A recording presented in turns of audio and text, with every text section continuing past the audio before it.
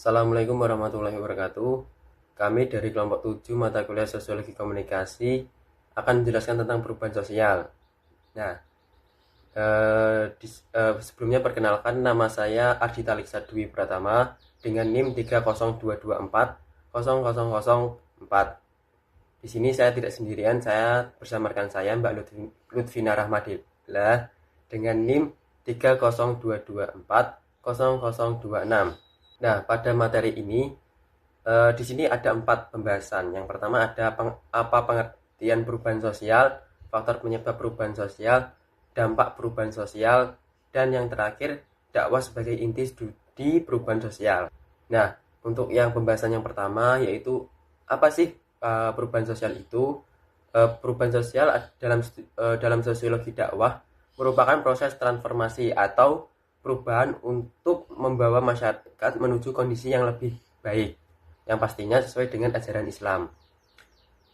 Nah, dalam aspek ini, dalam perubahan masyarakat ini diharapkan bisa membawa perubahan yang baik, baik itu keimanan, kebudayaan, materi maupun perilakunya. Nah, dalam sosiologi dakwah, perubahan sosial ini dilihat sebagai pergeseran pola perilaku, hubungan sosial, dan nilai-nilai dalam masyarakat yang dipengaruhi oleh proses penyampaian pesan keagamaan.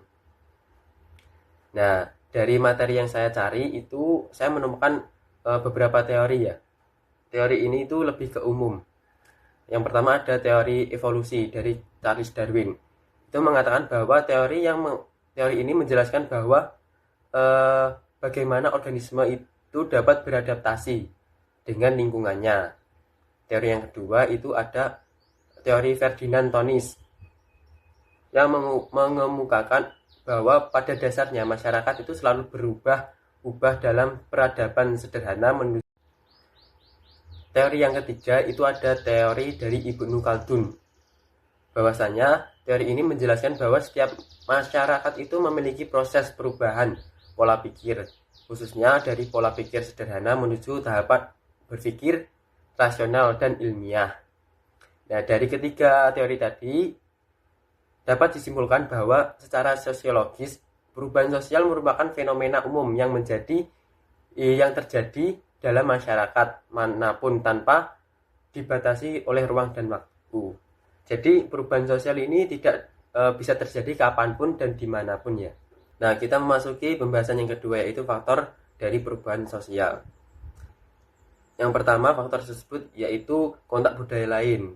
Bahwasanya masyarakat yang memiliki kontak budaya dengan budaya lain itu cenderung akan terpengaruh dengan budaya tersebut, sehingga secara tidak langsung itu bisa menghasilkan perubahan dalam masyarakatnya.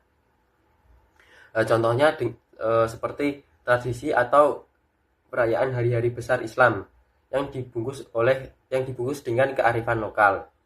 Nah, seperti wayang kulit yang dibawa oleh Wali Songo.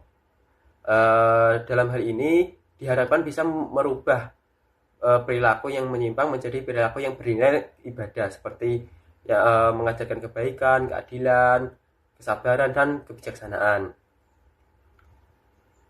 Faktor yang kedua yaitu sistem pendidikan yang maju. Pendidikan yang maju akan memberikan nilai-nilai tertentu pada manusia, seperti hanya berpikir secara ilmiah, objektif, rasional, dan melihat ke masa depan. Seperti dalam sekarang itu penggunaan platform digital, aplikasi pembelajaran, dan media sosial yang digunakan untuk menyebarkan pesan dakwah yang edukatif. Faktor yang ketiga yaitu ada penduduknya yang heterogen atau yang bermacam-macam. Berbagai macam penduduk yang mempunyai latar belakang yang berbeda seperti kebudayaan, ras maupun ideologi mempermudah munculnya berbagai masalah antar masyarakat atau konflik.